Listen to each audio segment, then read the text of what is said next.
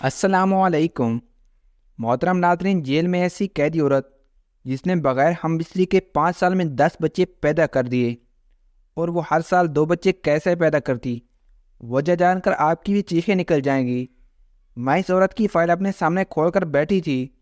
Jail میں ہر کوئی شبو کے نام سے پکارا کرتا تھا۔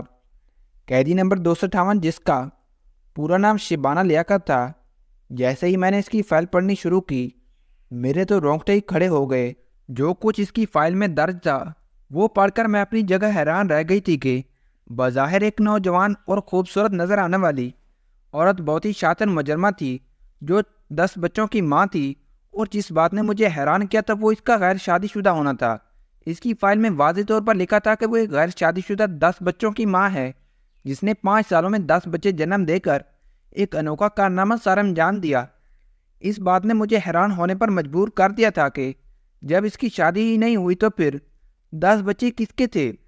جس جرم میں وہ سزا کاٹ رہی تھی وہ بھی انتہائی بھیانک تھا، اور اس سے بھی زیادہ عجیب بات یہ تھی کہ یہ عورت پچھلے 7 سال سے اس جیل میں قید تھی، اور یہ جیل صرف اور صرف عورتوں کا جیل تھا۔ یہاں سے کسی مرد کا کوئی تعلق نہیں تھا، یہاں تک کہ یہاں موجود عملہ بھی عورتوں پر مشتمل تھا، اور کوئی نہیں جانتا تھا کہ شبانہ اور شبو نے یہ 10 بچے بغیر مرد کے کیسے پیدا کیے۔ یہی بات جاننے کے لیے میں نے اپنی سارے ضروری کاموں کو ترک کر کے پہلے شبانہ کی فائل کو اچھی طرح اسٹڈی کیا، اور پھر اسے ایک الگ کوٹلی میں بلا کر اپنے سامنے بٹھا لیا۔ میں پوری طرح چوکنا تھی، کیونکہ اس طرح کی مجرمائیں عام عورتوں کی طرح نہیں ہوتی، بلکہ وہ کبھی بھی کچھ بھی کر جاتی ہیں، اور اپنا 15 سالہ نوکری میں مجھے اس بات کا بہت اچھی طرح اندازہ ہو چکا تھا۔ شبو مجھے دیکھ کر مسکراتے ہوئے کہنے لگی، میڈم صاحبہ، آپ کو مجھ سے ایسا کیا کام پڑ گیا جو آپ نے مجھے تنہائی میں بلا لیا؟ میری نظر اس کے پیٹ پر تھی، جس کو دیکھ کر میں بتا سکتی تھی کہ وہ کم از کم 7 مہینے سے حاملہ تھی۔ شبانہ نے میری نظروں کی تپش کو محسوس کیا تو کہنے لگی، اچھا، تو آپ کو میرے حمل میں دلچسپی ہے؟ اس اندھیری کوٹری میں اس کی ہنسی بہت بھیانک معلوم ہو رہی تھی۔ میں نے سختی سے کہا کہ مجھے زیادہ کچھ نہیں جاننا، سوائے اس کے جب تم شادی شدہ نہیں ہو تو پھر تم نے 10 بچے پیدا کیسے کر لیے، اور وہ بھی اس کال کوٹلی میں رہتے ہوئے، جہاں کسی مرد کا تو دور ہوا کا بھی گزر نہیں ہوتا؟ اور اب جو بچے تمہارا پیٹ میں ہے ان کا باپ کون ہے؟ میرے سوالوں کا جواب دینے کے بجائے شبانہ ایک دفعہ پھر کھل کر ہنسی۔ ایسا لگ رہا تھا جیسے اس پر ہنسی کا دورہ پڑ گیا ہو۔ میرے اکیلے یہاں آنے سے پہلے ہی مجھے خبردار کیا تھا کہ شبو ایک نفسیاتی مریض ہے، اور جیل میں ہر کوئی اس سے دور رہتا ہے، یہاں تک کہ اسے ایک علیحدہ کوٹلی میں بھی اس لیے رکھا تھا کہ وہ کسی کو نقصان نہ پہنچائے۔ پرانی جیلر کا بھی اس نے بری طرح سر پھاڑا تھا، اور اس کے سر پر 10 ٹانکے آئے تھے، اور جیسا جرم کر کے وہ یہاں تک پہنچی تھی وہ کسی بھی حد تک جا سکتی تھی۔ کافی دیر تک ہنستے رہنے کے بعد جب اس کی ہنسی رکی اور کوٹلی میں سناٹا چھایا تو میں نے اس سے کہا کہ تمہاری ہنسی کے دورے مجھے سوالوں سے دور نہیں رکھ سکتے، مجھے سیدھی طرح میرے سوالوں کا جواب دو۔ آخر تم کس طرح حاملہ ہوئی ہو، اور تمہارے بچوں کا باپ کون ہے؟ تم کس طرح مردوں کے ساتھ تعلق قائم کرتی ہو؟ آخر مجھے بھی تو پتہ چلے۔ جب میری سختی میں کوئی کمی نہ ہوئی تو شبانہ میرے قریب آئی اور میرے کان کے قریب ایسا سے اپنا منہ کر کے دھیمی آواز میں کہنے لگی کہ سچ سچ بتاؤں، یقین کرو گی؟ اس لمحے مجھے واقعی وہ کوئی پاگل صورت معلوم ہوئی تھی۔ اس لمحے کے لیے تو میری ریڑھ کی ہڈی بھی سننا اٹھی تھی، کیونکہ وہ میرے حد سے زیادہ قریب تھی، اور جسامت میں مجھ سے زیادہ چوڑی تھی، اور اس کی فائل پر درج اس کے کارناموں نے مجھے پہلے ہی بہت زیادہ چوکنا کیا ہوا تھا۔ میں نے اپنے آپ پر قابو پاتے ہوئے کشتی سے کہا کہ ہاں، میں صرف اور صرف سچ ہی سننا چاہتی ہوں، کیونکہ جھوٹ سے مجھے نفرت ہے، اور اگر وہ مجھے سچ بتائے گی تو میں اس کی جان بخشوا دوں گی، ورنہ اسے میرے عذاب کا شکار ہونے سے کوئی نہیں بچا سکے گا۔ اس نے میری آنکھوں میں آنکھیں ڈالی اور بہت آہستہ سے کہا، میں کنواری ہوں اور میرا کسی مرد کے ساتھ کوئی تعلق نہیں۔ شبانہ کی بات سن کر مجھے شدید غصہ آ گیا، کیونکہ میرے سامنے وہ حملہ کھڑی تھی اور میرے منہ پر سچ کے نام پر جھوٹ کہہ رہی تھی۔ میں نے ایک زوردار تماچا اس کے منہ پر لگایا اور کہا کہ تم پہلے، یہ بچہ کس کا ہے جو تمہارے پیٹ میں ہے؟ بنا کسی تعلق کے تم حاملہ ہو گئی ہو؟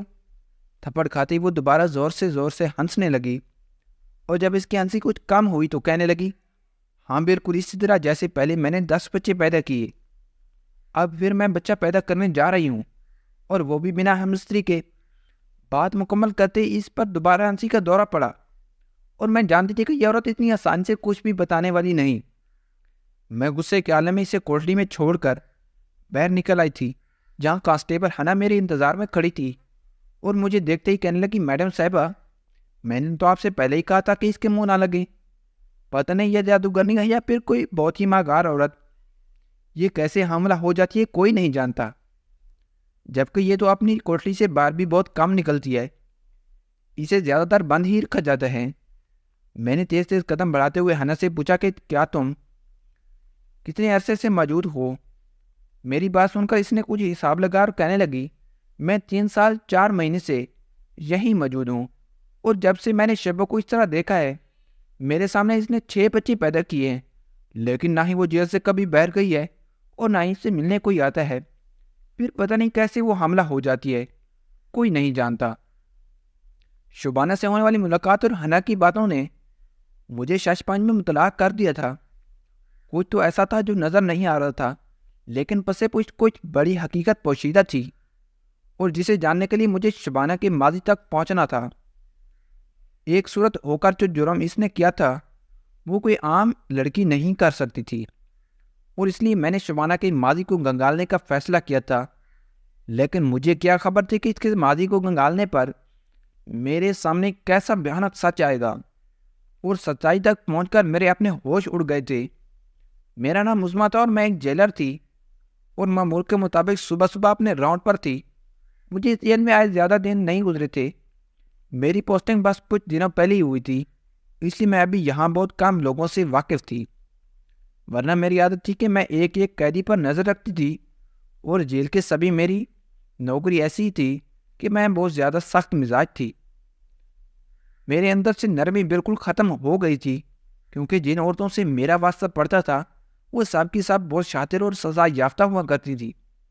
ان کے اندر ماں بہن بیٹی جیسے جذبات میں نے کبھی نہیں دیکھے تھے۔ کوئی اپنے باپ کو مار کر یہاں تک پہنچی تھی تو کوئی اپنی اولاد کو بیچ کر، اور اس لیے میرے دل میں ان کو لے کر بہت سخت تھا۔ میں اپنی نوکری کو لے کر بہت ہی ایماندار اور فرض شناس تھی، اس لیے اپنے ڈپارٹمنٹ میں میری بہت عزت تھی، اور جہاں کہیں کوئی گڑبڑ ہوتی میری پوسٹنگ وہاں کر دی جاتی، اور اس دفعہ بھی پوسٹنگ ہو کر فیصلہ باد کی اس جیل میں آئی تھی جہاں خطرناک مجرماؤں کو سزا کے بعد رکھا جاتا تھا۔ یہ جیل بہت ہی زیادہ بڑا تھا، اور آج میں پہلی دفعہ اس حصے میں آئی تھی جہاں عمر قید کی مجرماؤں کو رکھا گیا تھا۔ اس حصے میں زیادہ تر بڑی عمر کی چورنی موجود ہیں، جن کے چہروں پر شفافیت صاف دکھائی دے رہی تھی۔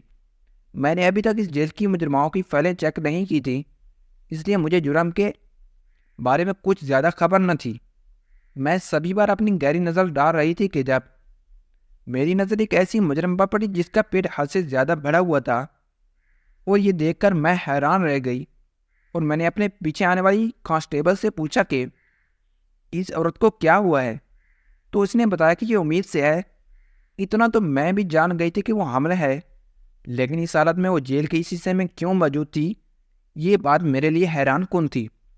وہ کوئی 35 سال کی خوبصورت اور حسین صورت تھی، جس کے چہرے پر زخم کے نشانات بتا رہے تھے کہ وہ کوئی بڑا گناہ کر کے یہاں تک پہنچی ہے، جس کے نشان آج بھی اس کے چہرے پر واضح دکھائی دے رہے ہیں۔ عموماً میں پہلی نظر میں مجرماؤں کو اچھی طرح جان لیا کرتی تھی، لیکن کبھی کبھی کچھ چہرے پہلی نظر میں سمجھ نہیں آتے تھے، اور اس عورت کا چہرہ بھی ایسا ہی تھا۔ مجھے لگا کہ شاید وہ کچھ دنوں پہلے ہی یہاں ہی ہے۔ یہی سوچ کر میں نے اس سے پوچھا کہ تمہیں یہاں آئے کتنے روز ہو گئے ہیں، اور کون سا جرم کر کے یہاں پہنچی ہو؟ کم سے کم اپنے پیٹ میں پلنے والے بچے کا ہی خیال کر لیتی۔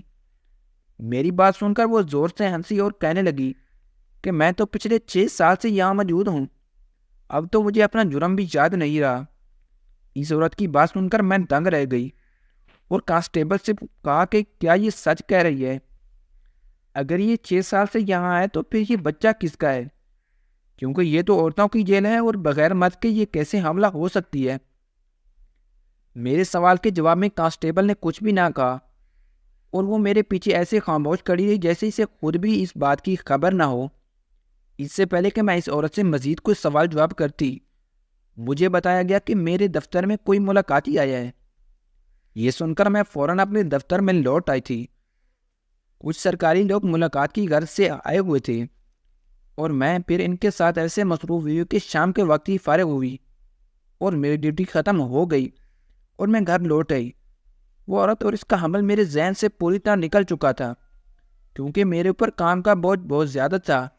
میرا ٹرانسفر اس جیل میں اس لیے کیا گیا تھا کیونکہ یہاں کا نظام درہم برہم ہو چکا تھا۔ پرانی جیلر نے قیدیوں کے ساتھ بہت برا سلوک کیا رکھا ہوا تھا اور اسی وجہ سے آئے دن ادارے کی خبر میں بہت زیادہ ناکامی کا سامنا بھی کرنا پڑتا رہا۔ اور واقعی یہاں آنے کے مجھے احساس ہوا تھا کہ یہاں سے سب کچھ الٹ پلٹ پھیر رہا ہوا ہے اور کوئی بھی چیز اپنی جگہ پر نہیں تھی۔ یہاں تک کہ قیدیوں کو مناسب خوراک بھی نہیں مل رہی تھی اور نہ ہی ان کے گھر والوں سے انہیں ملوانے کا کوئی خاص انتظام تھا۔ قیدیوں کو انسانوں کی طرح نہیں بلکہ بھیڑ بکریوں کی طرح رکھا گیا تھا۔ ایک ایک جیل میں 12 عورتیں بند تھیں۔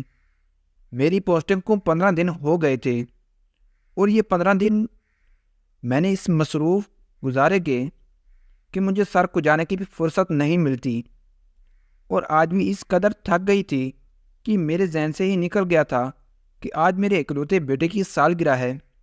اور جب میں گھر لوٹی تو میرا بیٹا میرے انتظار میں بیٹھا ہوا تھا۔ اس کے چہرے پر ناراضگی کے تاثرات موجود تھے، اس لیے میں نے اسے پیار سے گود میں اٹھایا اور سوری کی کہ میں اتنے لیٹ ہو گئی۔ میری ساس شوہر اور اچھی طرح میری نوکری سے واقف تھے، اس لیے کوئی بھی زیادہ دیر مجھ سے خفا نہیں رہتا تھا۔ میرا بیٹا بھی جلدی مان گیا اور ہم نے بہت اچھی طرح اس کی سالگرہ منائی۔ میرا بیٹا ہادی میرا اکلوتا بیٹا تھا جو بہت ہی منتوں اور مرادوں کے بعد پیدا ہوا تھا، اس لیے میری جان اس میں بستی تھی۔ میں اپنی نوکری میں کتنی ہی مصروف کیوں نہ ہو، ہادی کے لیے ہمیشہ وقت نکال لیا کرتی تھی۔ آج بھی بہت زیادہ تھکے ہوئے ہونے کے باوجود میں نے بہت شاندار طریقے سے اس کی سالگرہ منائی تھی۔ رات کو تھکی آ رہی جب میں نے سونے کے لیے لیٹی تو اچانک ہی میرے ذہن میں اس عورت کا چہرہ چلا آیا جس سے میں صبح صبح مل کر آئی تھی۔ میں اس کو سوچ رہی تھی کہ میرے شوہر عباد کہنے لگے، کیا بات ہے بیگم صاحبہ، رات کی اس پیر میں آپ کے پاس ہمارے لیے وقت نہیں ہے؟ عباد کی بات پر میں مسکرا اٹھی۔ ان کا کہنا بھی سچ تھا کیونکہ میں انہیں بہت کم وقت دیتی تھی اور وہ بہت اچھی طرح میرے کام کی نوعیت کو سمجھتے تھے۔ عباد کہنے لگے کہ اتنے سالوں میں ہم صرف ایک بیٹے کے ماں باپ ہیں، مجھے لگتا ہے کہ ہمارے اور بھی بچے ہونے چاہیے۔ عباد کی بات سن کر میں چونک گئی۔ میں اچھی طرح جانتی تھی کہ وہ کیا کہنا چاہ رہے ہیں، لیکن اس وقت میرے دماغ میں قیدی شبانہ لیاقت چل رہی تھی، اس لیے میں نے چھوڑتے ہی عباد سے پوچھا، کیا کوئی عورت بغیر مرد کے بھی حاملہ ہو سکتی ہے؟ میری بات سن کر عباد چونک گئے اور کہنے لگے کہ نہیں، یہ کیسے ممکن ہے کہ اکیلی عورت حاملہ ہو جائے؟ انسان تو کیا جانوروں کو بھی اولاد کے لیے اپنے ساتھی کی ضرورت ہوتی ہے، تم کیوں اس وقت یہ سوال کر رہی ہو؟ میں نے مسکرا کر بات ٹال مٹول کر دی۔ عباد کو اپنی جیل سے متعلق زیادہ باتیں نہیں بتایا کرتی تھی۔ میری عادت تھی کہ میں اپنی ذاتی زندگی اور کام والی زندگی کو الگ الگ رکھتی تھی۔ کچھ ہی دیر میں عباد کی باہوں میں مجھے سکون آ گیا تھا اور میں سارے دن کی تھکن اور شبانوں کو بلا کر عباد کے ساتھ خوبصورت محلات گزارنے گئی تھی۔ ہادی میرا اور جہاد کا اکلوتا بیٹا تھا جسے پیدا کرنے کے لیے میں نے بہت جتن کیے تھے۔ حمل تھا کہ شہر تباہی تھا۔ کتنے علاج اور کتنی دعاؤں کے بعد ہادی میری گود میں آیا تھا، اور ایک شب وہ تھی کہ جو بغیر مرد کے ہی بچے پیدا کیے جا رہی۔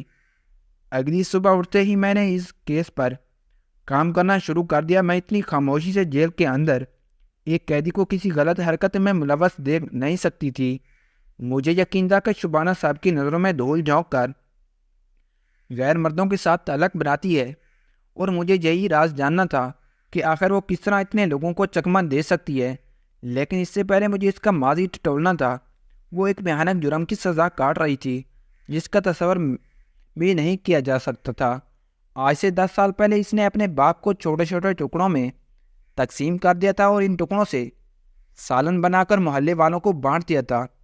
کچھ لوگوں کو شک ہوا اور انہوں نے پولیس کو اطلاع کر دی اور اس طرح شبانہ گرفتار ہوئی اور اس نے خود اپنا جرم اپنے منہ سے قبول کیا تھا۔ اس نے اپنے 60 سالہ باپ کو پہلے نیند کی گولیاں کھلائیں تھیں اور اس کے بعد بڑی بے دردی سے آرامی کے ساتھ ٹکڑوں میں تبدیل کیا تھا۔ کوئی بیٹی اپنے ہی سگے باپ کے ساتھ کیسے اس طرح کر سکتی تھی، یہی جاننے کے لیے میں اس محلے تک پہنچ گئی تھی جہاں شبانہ رہائش پذیر تھی، اور وہاں جا کر معلومات حاصل کرنے پر جو کچھ پتہ چلا اس نے مجھے چوکنا کر دیا۔ شبانہ کا باپ ایک شرابی آدمی تھا اور ہر وقت شراب کے نشے میں دھوتا رہتا تھا، اور اسی نشے میں وہ اپنی بیوی یعنی شبانہ کی ماں کو مارنے سے بھی گریز نہ کرتا تھا، اور اس کے ظلم و ستم سے تنگ آ کر شبانہ کی ماں نے خودکشی کر لی تھی۔ اس وقت شبانہ صرف 15 سال کی تھی۔ شبانہ کی ماں خود تو اس دنیا سے چلی گئی، لیکن شبانہ کو اس کے باپ کے رحم و کرم پر چھوڑ گئی۔ شبانہ کے باپ نے اپنے جوان 15 سالہ بیٹی کو اپنے نشے کی دیوانٹ چڑھا دیا، اور جب بھی اس کے پاس نشے کے پیسے نہ ہوتے تو وہ شبانہ کو بھیک مانگنے پر مجبور کر دیتا، اور جب شبانہ نے اس عمل کے لیے انکار کیا تو پھر محلے والوں نے دیکھا کہ شبانہ کے گھر رنگ برنگے مرد آنے لگے۔ وہ مرد کیوں آتے تھے اور ان کا شبانہ یا اس کے باپ سے کیا تعلق تھا، کوئی نہیں جانتا تھا۔ اور پھر ایک دن جب شبانہ نے سارے محلے کو قورمہ پکا کر تقسیم کیا تو کچھ محلے والوں کو شک ہو گیا کہ یہ گوشت انسانی گوشت ہے، اور اس لیے پولیس والوں کو اطلاع کی گئی، اور پتہ چلا کہ شبانہ تو اپنے باپ کو ہی آرمی سے کاٹ کر اس کے گوشت کا قورمہ بنا کر بانٹ دیا ہے۔ اسی روز وہ گرفتار ہو گئی اور اس نے اس بات کا اعتراف بھی کیا، اور عدالت اسے عمر قید کی سزا سنائی گئی۔ کوئی نہیں جانتا تھا کہ شبانہ نے اتنا بڑا قدم کیوں اٹھایا تھا، اور ان مردوں کا شبانہ یا اس کے باپ سے کیا لینا دینا تھا۔ شبانہ نے کیسے اپنے باپ کو کاٹا تھا، ایک 16-17 شبانہ کا کوئی رشتہ دار تھا اور نہ ہی کوئی جاننے والا، اس لیے کسی محلے والے کو بھی خبر نہ ہوئی تھی کہ شبانہ اب کہاں ہے، کس جیل میں ہے اور اسے کیا سزا سنائی گئی ہے۔ شبانہ کا ماضی بھی اتنا ہی الجھا ہوا تھا کہ جتنا اس کے حال، اور اب ایک ہی تھی جو مجھے ہر بات تفسیر اور سچ سچ بتا سکتی تھی، لیکن اس کی چپتی ہوئی نہیں میرے کانوں کے پردوں کو پھاڑنے لگتی تھی۔ میں ساری معلومات حاصل کر کے جب یہ اچھی تو پتہ چلا کہ شبانہ کی طبیعت ٹھیک نہیں، اس کے چیک اپ کے لیے جیل کی ڈاکٹر آئی ہوئی تھی، اور میں بھی وہیں پہنچ گئی۔ میں نے باتوں باتوں میں اس ڈاکٹر سے پوچھا کہ شبانہ کے بچوں کی ڈلیوری کس نے کی ہے، تو اس نے بتایا کہ وہ یہاں کی ڈاکٹر ہے، وہ اس نے شبانہ کے ہر بچے کو پیدا کروایا ہے۔ شبانہ کے پاس ہمیشہ جڑواں اور صحت مند بچے جنم لیتے ہیں۔ میں نے ڈاکٹر سے پوچھا تو پھر شبانہ کے بچے کہاں ہیں، کیا انہیں سرکاری ادارے میں بھیج دیا گیا ہے؟ میری بات سن کر اس ڈاکٹر نے لا علمی کا اظہار کیا اور کہنے لگی کہ اس سے کچھ علم نہیں ہے۔ میں نے پرانی جیلر سے بھی شبانہ کے حوالے سے بات کرنے کے لیے رابطہ کرنے کی کوشش کی، لیکن میرا اس سے رابطہ نہیں ہو سکا۔ اسے کہیں بہت دور کہیں چھوٹے سے علاقے میں ٹرانسفر کر کے بھیج دیا گیا تھا۔ اب مجھے شبانہ کی طبیعت کے ٹھیک ہونے کا انتظار تھا، کیونکہ اس کی طبیعت کافی خراب تھی۔ کال کوٹلی کے گھٹن زیادہ ماحول میں ایک حاملہ عورت کا رہنا بہت ہی مشکل تھا، اور شبانہ تو پچھلے 7 سالوں سے حمل جیسے عمل سے گزر رہی تھی۔ تقریباً 2 دن بعد شبانہ کی طبیعت میں کافی سدھار آ گیا، تو میں نے اسے اپنے آفس میں بلوایا اور اسے پہلے جوس پلایا تاکہ اس کی طبیعت مزید بہتر ہو۔ شبانہ نے خاموشی سے جوس پی لیا تو میں نے اسے کہا کہ ہاں، کیا تم میری مدد کرنا چاہتی ہو، اور میں اسے یہاں سے آزادی دلوا سکتی ہوں اگر وہ مجھے اپنے بارے میں ہر بات سچ سچ بتا دے تو میں اس کی سزا میں بہت حد تک کمی بھی کروا سکتی ہوں۔ شبانہ نے عجیب سی نظروں سے مجھے دیکھا اور کہنے لگی کہ وہ جیل کی 4 دیوار سے باہر جانا ہی نہیں چاہتی۔ محترم ناظرین، انٹرسٹنگ بات آ رہی ہے، غور سے سنیں، کیونکہ باہر کی دنیا اس کے لیے کچھ بھی باقی نہ بچا۔ میں نے مسکرا کر شبانہ سے کہا کہ اس کے بچے اس کے منتظر ہوں گے، اور جن بچوں کو وہ جنم دینے والی ہے وہ ان بچوں کے ساتھ بھی اپنی اچھی زندگی گزار سکتی ہے، اور ان بچوں کا کوئی نہ کوئی باپ بھی ہوگا جو اسے ایک بہتر زندگی دے گا جو اسے جیل میں حاصل نہیں ہو سکتی۔ شبانہ نے تم آنکھوں سے میری طرف دیکھا اور کہنے لگی کہ آپ کو میری بات پر یقین کیوں نہیں ہو رہا؟ میرے بچوں کا کوئی باپ نہیں ہے، میں کسی کو نہیں جانتی، اور مجھے تو یہ بھی پتہ نہیں کہ میرے بچے کہاں ہیں، کس حال میں ہیں؟ نہ ہی مجھے علم ہے کہ میں حملہ کیسی طرح ہوتی ہوں، بس مجھے اتنی خبر ہے کہ میرے بچوں کو مجھ سے جدا کر دیا جاتا ہے اور میں اپنے ہر بچے کی یاد میں تڑپتی رہتی ہوں۔ آج شبانہ پہلے کی طرح ہنس نہیں رہی تھی، بلکہ شاید بیماری کے اثر نے اسے دکھی کر دیا تھا۔ اس کی بات پر میں واقعی حیران ہو گئی تھی کیونکہ اس کا لہجہ بھی مجھے اس میں واقعی حیران ہو گئی تھی کیونکہ اس کا لہجہ مجھے اس کی بات پر یقین کرنے پر مجبور کر رہا تھا۔ میں نے جب اس سے دوبارہ پوچھا کہ کیا تم سچ میں نہیں جانتی ہو کہ تمام حمل کیسے ہوتے ہیں، تو اس نے انکار میں سر ہلا دیا۔ اس کی آنکھوں سے آنسو گر رہے تھے اور وہ اپنے ماضی کی داستان مجھے سنا رہی تھی، جسے سن کر میرے آنسو بھی بہنے لگے۔ میں لاکھ شخص مزاج تھی لیکن ایک انسان تھی، اور اس کی داستان نے میرے رونگٹے کھڑے کر دیے تھے۔ شبانہ نے مجھے بتایا کہ اس کے باپ نے اپنے نشے کی لت کو پورا کرنے کے لیے اسے فروخت کرنا شروع کر دیا تھا، اور وہ اپنے گھر کی چار دیواری میں ہی ہر روز پامال ہونے لگی تھی۔ اور جب ظلم و حد سے بڑا تو اس نے تنگ آ کر اپنے باپ کو بری طرح قتل کر دیا۔ اسے اپنے پاس اس گناہ پر کوئی پچھتاوا نہیں تھا، کیونکہ اس نے اپنے باپ کے جسم کے جتنے ٹکڑے کیے تھے، اس سے زیادہ باپ کے ظلم سہ چکی تھی۔ وہ سزا کاٹنے کے لیے جیل چلی آئی، لیکن یہاں آنے کے 6 مہینے بعد اسے پتہ چلا کہ وہ تو حاملہ ہے۔ وہ اچھی طرح جانتی تھی کہ یہ عمل اسے جیل میں آنے کے بعد ہی کوٹری میں ہوا ہے، اور یہ بچہ کس کا تھا، اس کے حکم میں کب آیا، اسے معلوم نہیں تھا۔ اور پھر اس نے جو دوائیوں کو اسے معلوم نہیں تھا، اور پھر اس نے 10 بچوں کو اسی طرح جنم دیا، اور ایک دفعہ پھر اب وہ حاملہ تھی۔ اس کے حصے کی کہانی سن کر مجھے تو اتنا تو سمجھ آ گیا تھا کہ وہ ایک بے قصور لڑکی ہے، لیکن پھر قصور کس کا ہے؟ اور یہی بات جاننے کے لیے جب میں نے جیل میں تفتیش شروع کی اور اپنے ہی ملازمین سے تفتیش کا آغاز کیا، تو ایک ایسا بھیانک سچ میرے سامنے آیا کہ میری جان نکل گئی۔ مجھ سے پہلے جو جیلر یہاں موجود تھی، وہ یہاں کی ڈاکٹر کے ساتھ ملی ہوئی تھی، اور ہر مہینے قیدیوں کا جو چیک اپ ہوتا تھا، اس کے دوران اس نے شہر کے کسی مرد کے جراثیم منتقل کیے تھے، وہ اس سے بچے پیدا کروا کے اٹھائیں گی فروخت کر دیا تھا۔ وہ جیلر اس طرح کی سرگرمیوں میں ملوث تھی اور اچھی طرح جانتی تھی کہ کون کون سی قیدیوں سے ملاقات کے لیے ان کے گھر والے نہیں آتے تھے، اور انہیں قیدی عورتوں کو اپنے مقصد کے لیے استعمال کرتی اور غلط کام کر کے پیسے بناتی تھی۔ شبو واقعی مظلوم تھی اور اس نے کسی کے ساتھ ہمسری نہیں کی تھی، خود بھی نہیں جانتی تھی کہ وہ کیسے اتنے بچوں کی ماں بن گئی۔ میں نے اس جیلر کے خلاف آگے کمپلین فارورڈ کر دی تھی اور شبو کی سزا کو بھی کم کروا دیا تھا۔ اب کچھ دن باقی ہیں اور پھر اس کے بعد وہ آزاد ہو جائے گی۔ میں نے اسے یقین دلایا کہ میں اسے اپنے گھر رکھ لوں گی، وہ اسے ایک اچھی زندگی دوں گی، وہ میرے گھر رہ کر میرے لیے اسے عزت کے ساتھ کام کاج کر سکتی ہے۔ یہ سن کر وہ بہت خوش ہو گئی تھی، اور اب جو بچہ پیدا ہونے والا تھا، ان پر بھی شبو کا ہی حق تھا۔ میں اب اس کو بچوں سے جدا نہیں کر سکتی تھی۔ اس کی اس بھیانک جرم پر کوئی سزا ہوگی یا پھر وہ اپنی مرضی کی وجہ سے قانون کی گرفت سے بچ جائے گی؟ کیا آپ لوگوں کو جیل کی زندگی کے بھیانک حقائق کا کچھ علم ہے؟ محترم ناظرین، اپنے ان حقائق کے بارے میں جو آپ کو معلوم ہے جیل کی زندگی کے بارے میں کمنٹ میں ضرور بتائیے گا۔ اللہ حافظ، ملتے ہیں کسی نیکسٹ انفارمیٹیو ویڈیو میں، تب تک ہمیں دیجیے اجازت۔ اللہ حافظ۔